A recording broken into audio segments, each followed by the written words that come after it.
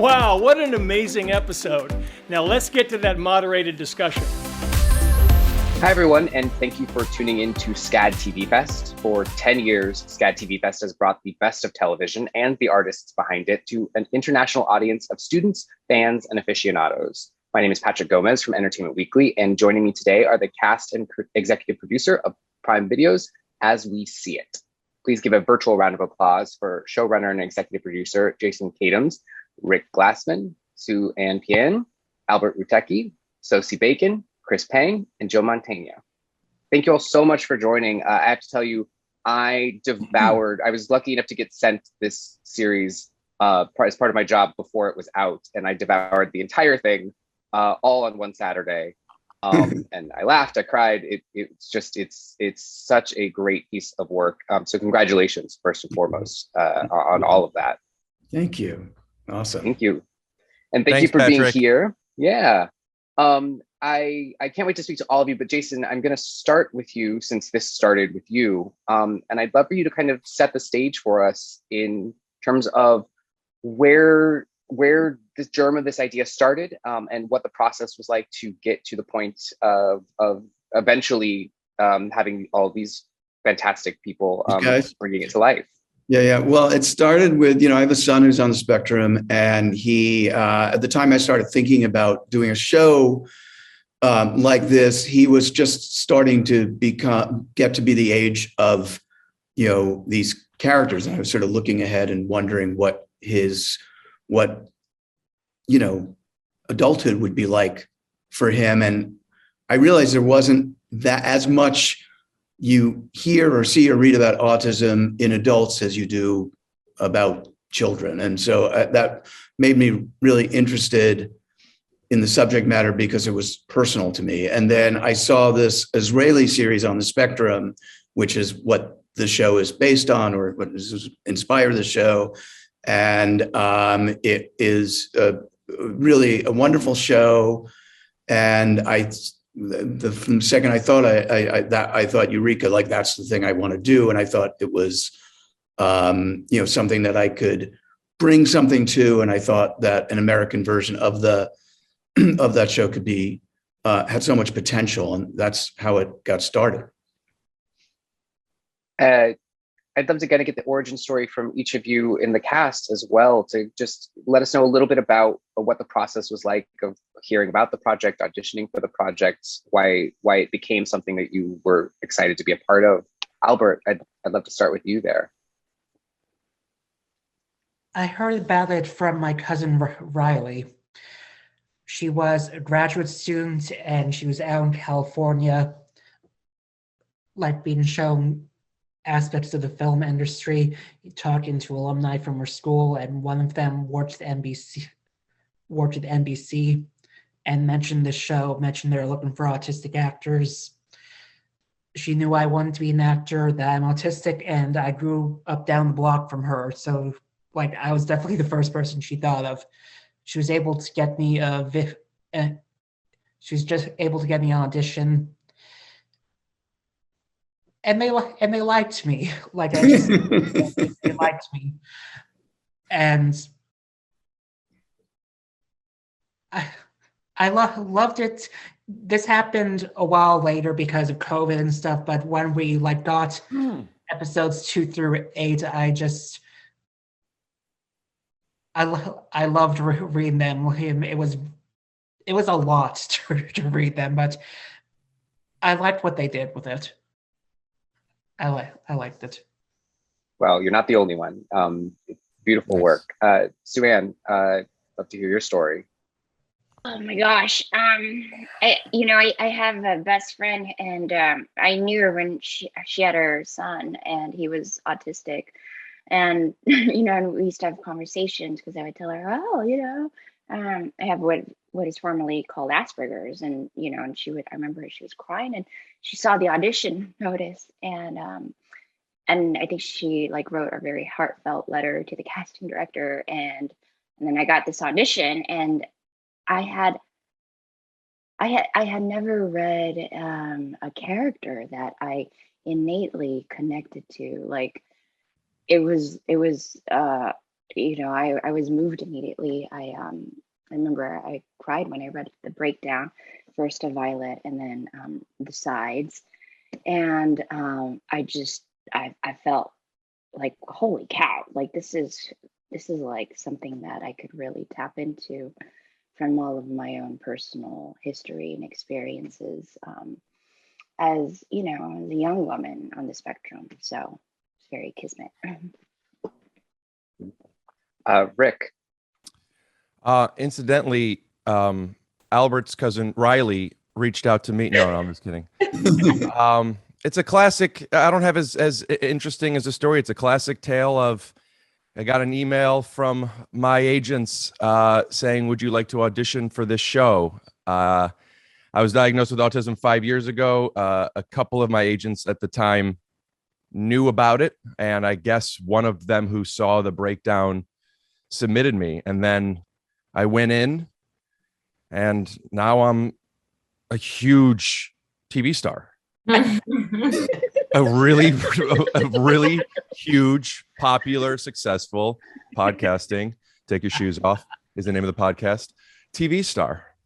And I'm just blessed to, Jason, you did an amazing job. I'm just blessed to be part of this family. Thank you.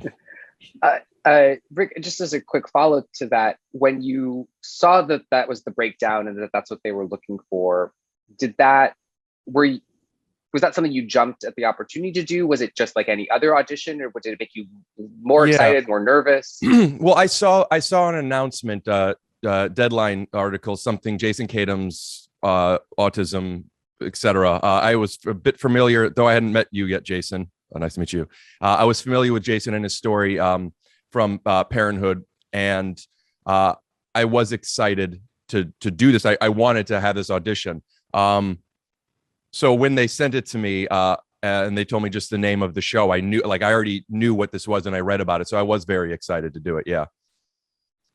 But it was just a coincidence. Like, you see announcements. I've had 8 auditions in a decade, like you see announcements for stuff, you want to do stuff. So it was a little bit like, this was a thing that I just texted a friend of mine who had worked with Jason in the past. Like, this would be amazing, blah, blah, blah. And then to get the audition, as a good friend of ours, Sue Ann, would say, Kismet. Kismet? Kismet. Yeah. Kismet. Love it. Sosie, tell us a little bit about your story. It was similar, as Rick was saying, that I just got the audition and then read the script and then loved it. And I love Jason's writing. And I can always tell that something's well written if it takes like so little time to memorize. It's when you're like, that sentence doesn't make sense, but that's when you know it. So anyways, I went in, I think that was it. I think I had a callback and then got it. Kind of a classic tale. Nothing too exciting there. Kismet. Kismet. There we go. I'm sensing a theme here. Joe, tell us about when you first heard about the project and why it was something you wanted to be a part of. Well, when I was sent the pilot script, and I read the script, and my agents prefaced it by saying they're interested in you playing this part. And also, by the way, this entire show is scheduled to shoot in Chicago. Oh, which Chicago. is my hometown.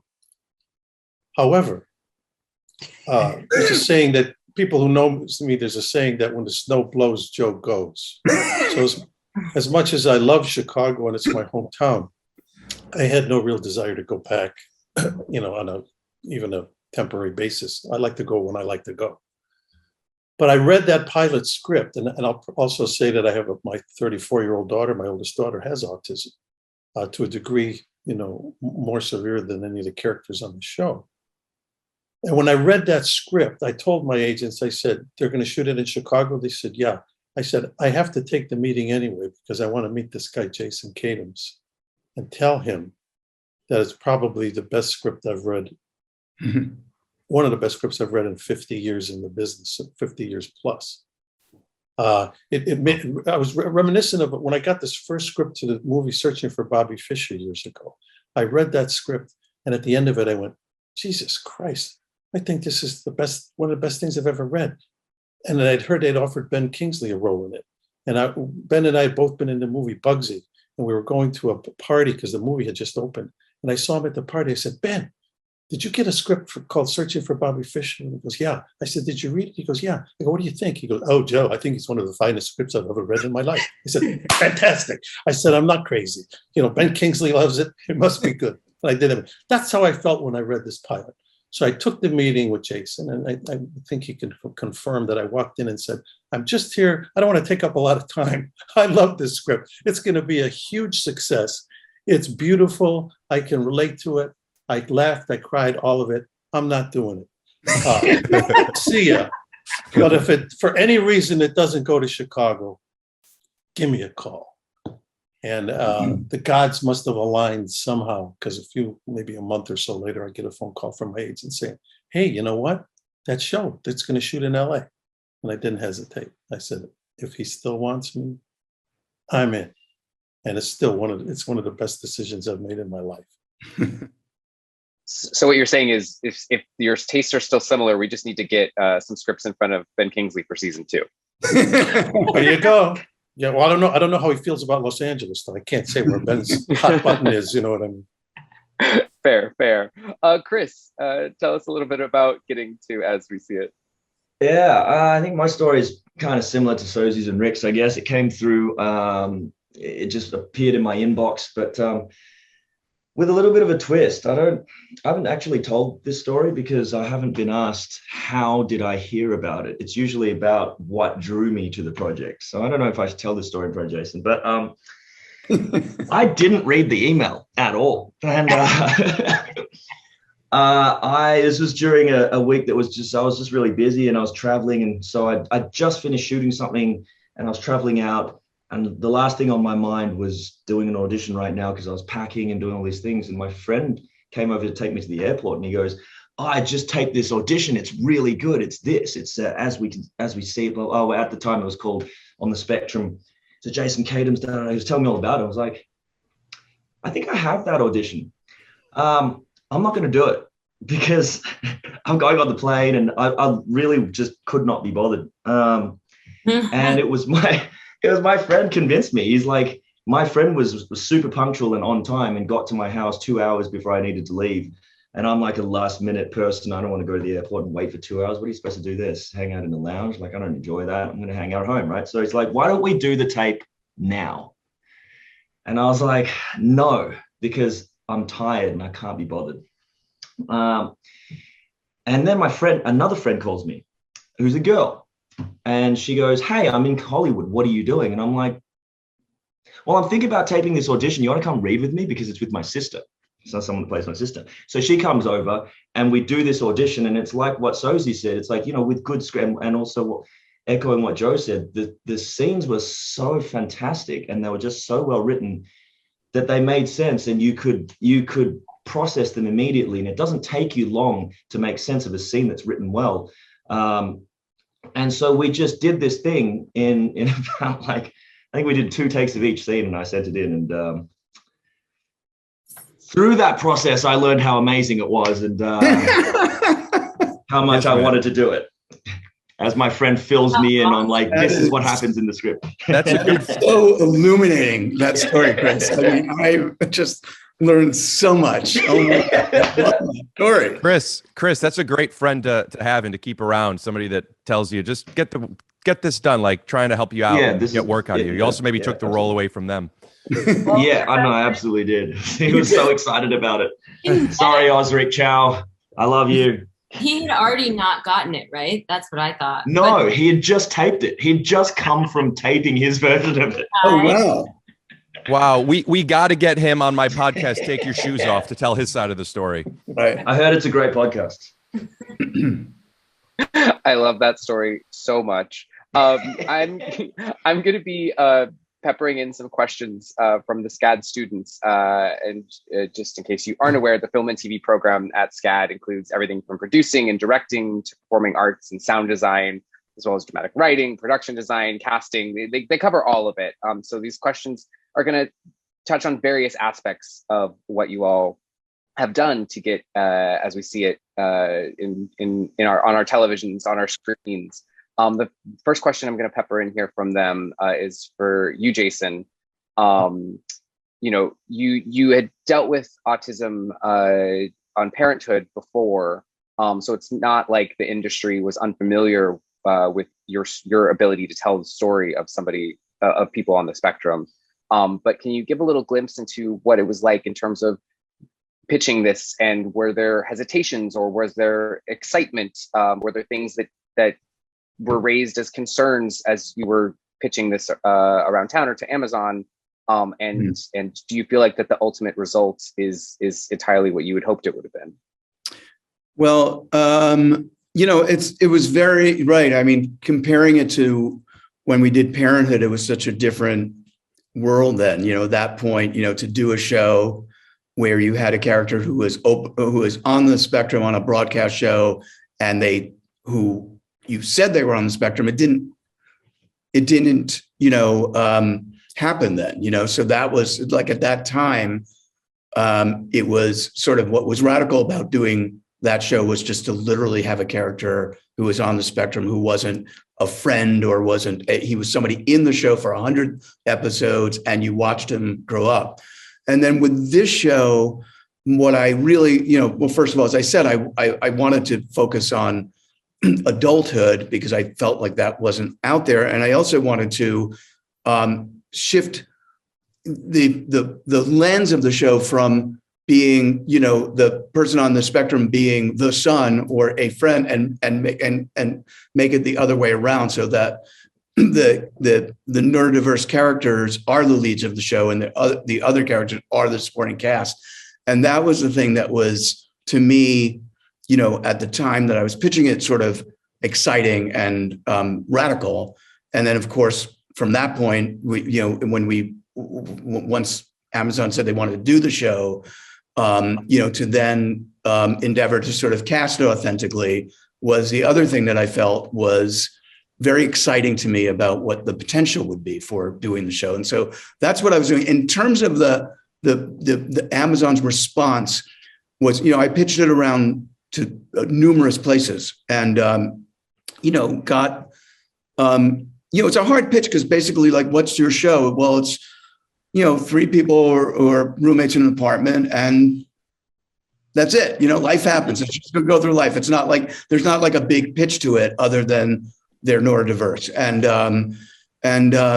so it was just about really just trying to find people who, just had a gut, connection to this material and were excited about it. And I went to a few places, and when I was in the room pitching it at Amazon, it was just different. Everybody in the room, I could see, you could see when you were pitching it, you could see them responding to it. You could see that they were like with you on it, and then at the end of it, Vernon Sanders said to me when I was walking out, he said, "Jason, whether or not we get to do the show, I'm so glad you found the show to do. This is the show you should be doing." And like, at that point, I was like, if they want to do the show, we're doing it there. Because really, to do any show, it takes so much to get a show, from where you first conceive of it, to get it to be, like out there and to be what you hoped it to be, everything that you dreamed it to be. It takes, so many things have to fall into place.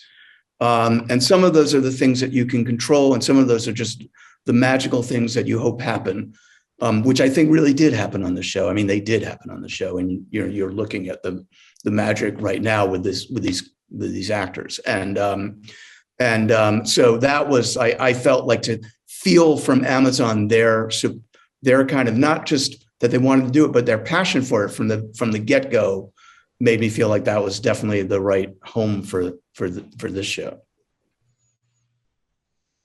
This next question is also from a SCAD student. This is for any and all of the cast who want to weigh in, but Jason, I think you might also have some insight here, so feel free to chime in as well.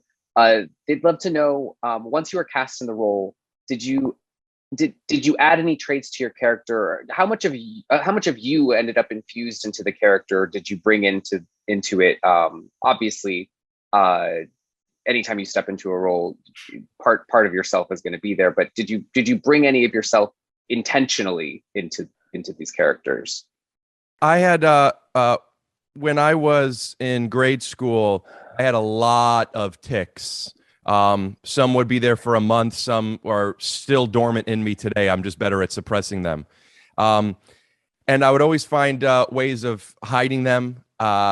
And I made a decision to do them in this show some because I just wanted to be able to, I mean, as simple as it is, just have a character choice that felt authentic that I could do. And there's a couple of things that I do in it, but I've now been doing them so much in my real life. Like some of my tics came back from it. And I feel it was something that I was ashamed of before. And now I almost feel like it's like indirectly nobody's thinking this, but this self-acceptance that I've decided to have is these weird things. Now, look at, I'm a good actor. You know, it has nothing to do with anything other than the camera's on me when I'm doing them. But that was the first conscious decision I made, was to take something I was embarrassed about and be able to make it part of the character. And then there were just some things that, just because I'm a little bit difficult, I can't eat certain foods. In the pilot, I was eating pizza and I was peeling it off, and they said that they would get me a cheeseless pizza, but I thought it might be fun to just be able to peel it off because it's, you know, something. And then Jason, Jason. Yeah, it's Jason. Yeah. He then and the amazing writing staff. I don't know who wrote what, but they wrote some fun like eating bits for me to do, and I love comedy eating. I love eat acting. So those are a couple of my little examples. There's some other ones, but I'd love to give the rest of the room a go. Very gracious of you. Did that inspire any answers from any of the rest of you? You know, as I said, I've been doing this for over 50 years. And for the last 35 of them, the reality was I come home at night, and part of the dynamic of my life is I have a daughter with autism. So for me as an actor, when I go to work, I'm doing something solely apart from what my life is. And often as an actor, that's what you do anyway. We play pretend for a living. That's why it's such a kind of a beautiful way to make a living, because since little kids all want to play pretend, and we do it for a living. But here's an instance where when I would go to work, I'm going to work to portray the parent of a child with autism. And so when I leave the house and I walk into that trailer and I get into the hair and makeup, I'm in a way jumping right back into the exact same thing that I live 24 hours a day, certainly for the last 35 years. And so to answer your question, how much of that do I bring? I guess I bring all of it. And how it manifests itself and how it comes out, it's hard to say. And it's kind of interesting. Sometimes it's daunting. And sometimes it's almost like, you know, it would be like the bus driver who, besides driving the bus, also drives the bus on his time off. And so it's very interesting, but it's interesting, but wonderful, because it's been so enlightening in many ways. And I think it's perhaps even opened up whatever that world is that I, as a parent, have to portray in my line of work, but also what I live as a parent in my life. So it's kind of an interesting situation for me. I'd like to add one little thing that was when I met Joe, especially once we started doing, I don't know if it was the first scene we did, but once there was a scene in the pilot, a very emotional scene that we did, and both the scene that we did, but also in between talking to Joe and asking him a question, and he's a very paternal man, or at least seems so with me, and there's so many similarities and so many different levels with Joe and my dad that in real life, that there was I don't know, a tangible thing to say that was brought to it, but the relationship that I have been building with Joe in real life on set definitely feels, I guess people would call that a chemistry, but there's something very just like almost feels tangible, like the way he speaks to me like he's my dad in real life, not because he's in character necessarily. Just the way he talks is just so calming and just accepting, and that really, really, really helped in working together, especially when it's like I'm working with a guy from Airheads. It's intimidating. I'm not being sarcastic when I say that. That's one of my favorite movies. I know it is. I love that. Sometimes it's hard for me to find like the right words to talk about this because it's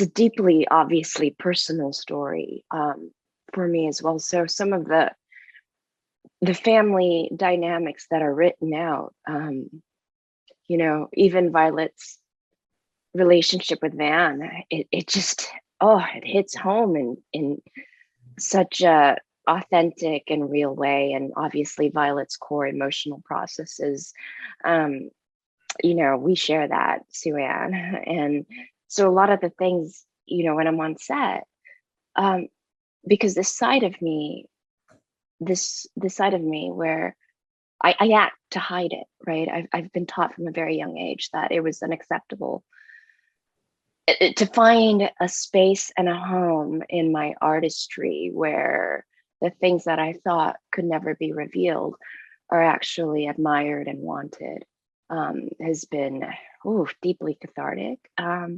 But also I'm on the journey with my character. As every script, every episode I read, I was like, oh my God, that's what happened. I didn't understand that.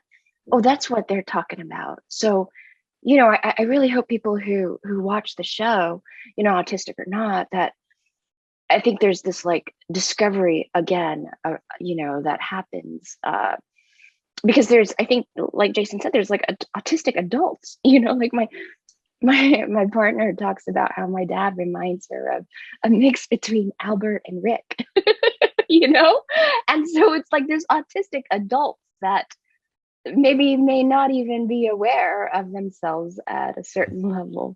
Yeah. It's beautiful. Well, thank you for sharing those parts of yourselves with us, because that all comes across a lot due to the writing, obviously, but to your performances as well. Jason, we actually got a lot of questions about the use of music and creating a soundtrack and working with the soundtrack when creating something like As We See It. We'd love to hear a little bit about what the decision-making process is like when you're choosing to use music so integrated into your storytelling process. Yeah. Well, I love music. I mean, if I'm a writer, but if I could have a scene with no words, I would prefer that. I always would prefer that, the fewest words possible. I love how the idea of music and film interacts. I think it's one of the most powerful things. I've really kind of leaned into that in all the shows that I've done. And in this show, it was, the idea of the soundtrack, to me, we had an incredible composer, Jonathan Sanford, who I never worked with before, who's, really wonderful. And, at the very beginning, I wrote a description of, in the screen direction, I wrote a sort of detailed description of the music at some point, which was not ever meant to be what the actual sound of the music would be, but the beginning of a conversation. And I think that would sort of helped him. And one of the things that I thought, I just had an instinct in the show for having hearing voices, human voices in the soundtrack. And Jonathan did such an amazing job of taking that idea and running with it, because I think that it adds such emotion to this, to a lot of these scenes in the show, to hear that. And there's a great balance. There's a really beautiful balance in the show to me between humor and heart. You know what I mean? And sometimes those things happen right against each other. You could be laughing at something and then you're like, oh my God, and I love that. And, and the soundtrack has to support that. The soundtrack therefore has to be something that welcomes you in, that makes you feel like this is a world I want to be in. it's okay. I have permission to laugh. You know, but also that it's going to go deep, and it's going to, you know, catch up to you emotionally. And so that's all the things that I kind of think about in terms of it. But then, you know, it's really, you know, finding that composer. And, you know, what was great about Jonathan on this is he just jumped in like no other composer I've ever worked with. He gave us so much stuff that he wrote before we shot anything. That never happens. He would just read the script. I was like, I read the script, I thought of this. And he wrote some of these pieces that are in the show are things he wrote before the show was shot. Some of them were not wound up oddly in places that he didn't originally intend, but he wrote them beforehand. And the last thing I would say about music is, like, I just want to say the secret weapon in television are editors. You know, editors are like, nobody talks about editors that much, but they are basically like, I love the editing process because it's really writing again. You come back and you're writing. And I love working with editors, and I particularly love working with editors who are great with music, because they will really, lean into it and bring a lot of the stuff that you see in the show are things that the editors, took and found and placed. Jason? Yeah. Go ahead, Albert. One question for you. Yeah. Whose idea was it to use the flower duet from Lock Me for when Harrison and Mandy are at the suit store? Oh, whose idea was that? Such a great question. That was our editor. That was Angela, who edited that episode. And I'm 99% sure that was her bringing it in, putting it in, not knowing whether the director would be like, whatever. But yeah, leaned into it. Yeah, that was great, wasn't it? Yeah, I never would have thought of using that. I love that song, but I never thought that would be playing when we filmed that scene. Yeah, and it was a beautiful editorial sequence, not just the, you know what I mean, like the way that she cut. And Angela's such a wonderful editor with images, and she actually cut the final episode of Friday Night Lights, and the final sequence of that show was all an editorial. It was a huge editorial thing put together under a song, and so yeah, that's what I was sort of talking about, like that, how editors sometimes bring things that even that the director wouldn't think to do, or a music supervisor. They're in the trenches making stuff work, having to make something work, in the room, and bring these great imaginative ideas. There are so many beautiful, intimate moments. You mentioned the restaurant scenes between father and son. We have, especially your character has so many fantastic one-on-ones with the three roommates. But there's also these incredibly complicated and intense, large group scenes. We see Violet's birthday. We see the graduation party at the end. I'd love to hear from all of you what filming those big scenes. Obviously, you film them in small chunks, but that are so interrelated. And Sosie, I think of your character in that graduation scene of going from like one scenario to the next, and it just seems like everything starts to balloon. And then I'd love to hear from you all about what it's like to film those scenes that are just massive and have like 900 characters that you're all interacting with. So wait, go. Did you say? Go. No, I want to hear you. Oh, I really liked for Mandy. I just loved like how much she was constantly juggling. It gives like an actor a lot of like, I don't know, it just makes it makes all the scenes alive when you have so much to react to and respond to. So that was really fun. And yeah, I mean, we do it in pieces. When I see like a big scene on a call sheet, I'm like, I'm going to be sitting around all day. But for some reason on Jason's show, I think it was because of the camera crew and like how they didn't like, nobody felt the need to do like this piece like 100 times so that later the more important piece we only got to do it 2 times. Like that wasn't the case on this show. The camera was very alive, so none of it felt like tedious whatsoever. I think that the reason why those big scenes are hard is because they get boring, and they weren't boring. And I loved it, and every character was so specific, so there was so much to react off of. Yeah, the 3 cameras is nice. I said I have a friend that worked with Jason, and he told me that you're going to love working with Jason. He gave a lot of things, and he said just the way that he puts you in a place to succeed. I remember him saying that, and there's a lot of reasons for that. But the 3 camera thing, I understand why you can't always use 3 cameras at once. I get that. I don't ever want to do anything unless it's 3 cameras. It's just I agree. not only what'd you say, Jason? I know, I agree with you completely. It doesn't make sense not to.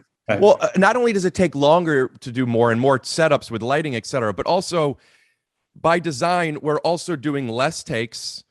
Everything is on camera, so you don't like, oh, I did it when the wrong time, and if there's any improvisation, everything I said was off script. If there's any improvisation, I'm just kidding. You get it, and you don't have to remember how to pick something up, and let's do that. And it's just, it makes the days go fast, and they're all engaging, and just the process of that, and the directors just knowing everything. It was. I'm particularly thinking on the episode 8, the graduation, where it was just, I mean, so many snippets of things that was just boom, boom, boom. Also, I got to go into the Video Village and it's cool because you get to watch these scenes being filmed, and 45 minutes we're on to the next. So I'm literally enjoying all of it. It was really like nothing I've ever seen before with the swiftness that things got done. Yeah, and Jason, you made Sosie look so good. That was finally. It was tough. I know. Sorry, Jason. But the one thing about that to add to that of talking about how we shoot is that's one of the things that I really love, and especially in those big scenes like the birthday party and the that graduation party scene, when you have a lot of people. It's great when you have these cameras that are fluid and can pick off things and find things, and the cameras are that the actors don't have to be that concerned with where the cameras are. They can get to just do their scene, and because there's so many cameras, you can't like be aware of them anyway in a way. So they get to just act, and that's the beauty of it. And what Rick was saying about finding real moments that happen, like a lot of times real moments happen when you're doing a scene that aren't scripted, and not just improv lines, but just like reactions. And because we have 3 cameras rolling, we capture those, because there are certain things you can't recreate. They just happen in a moment. And so that's the what we sort of try to do as much as possible is set up a situation where we can really like capture what the actors are doing, not make the actors think about the technical part of acting or as little as possible, so that they can really focus on doing their work together. And then we're in a situation where we get these moments that are not, you can never scripted them, they just come out. There's a lot of things in the shows I watch cuts that I realize are things that were like there's a great moment with Albert where in the episode where he has his friends, he has his friend, and his friend's mom says you can't you can't hang out together anymore, and she leaves, and then Mandy's got to go because her boyfriend's downstairs in the car. So like everybody walks out and Albert's there, and it's like, and he's like kind of like he didn't have any line. There was no line written. Sorry, Albert, no line written for him, but he was basically like, so he was basically like, but all of a sudden there he was in this very hard moment. And like, there was like, everybody just left. And then there was this great moment that he does where he's like, and he's about to say, he never says anything, but you're like, you just feel him inside. Like that's something, you don't write that. And, Albert did it because he's a wonderful actor and he was acting in the moment. But because of the way we shoot, we get that and it winds up in the show. And that's what makes it exciting to like tell stories in this way. Also, just one thing, like I feel like there's when two people are having a scene, typically you would do like one side and then the other side, which lends itself to like you really killing it on like your side and then totally checking out on the like so many times where I'm like, where like the other actor's like doing this thing and then as soon as they turn around on you, the actor is just like ba ba ba ba ba ba, and I'm like, why? So you basically learn to act without the other person, which is really not what acting is. It's about like reacting to the circumstances. Nice. And we didn't have that up. We didn't have that on this. Shut up, Rick. We didn't have that on this job. Like we did, like it was always that both people were being filmed at the same time. And it's so annoying to go back to the other way because you're like, well, wait, but I'm supposed to just pretend like you're doing what you did 5 minutes ago. So anyways, it's like going back to coach on a flight. Like we're flying first. We got the pod and now I got to sit back here for a day rate. Get out of here, dude. Give me an Emmy. Doing after this, I was like, I think I'm good. I'm just going to do Jason shows. I'm going to retire all others. So anyways, it was cool. Well, I really appreciate all the work you all did for this season. If you haven't somehow not checked it out, please go to Prime Video and watch all 8 episodes, binge them like I did. It's totally worth it. I really appreciate you all doing all the work to make that possible, but also for being here today. It's been such a pleasure. I wish we had time for so many more questions, but we are unfortunately going to have to wrap this up. I hope everyone gives you a big virtual round of applause. And thank you all at home for participating today and enjoy the rest of SCAD TV Fest. Thank you. Thanks, all. Patrick. Thank you. Thank Thank you for having us. Thank you. See you, everybody.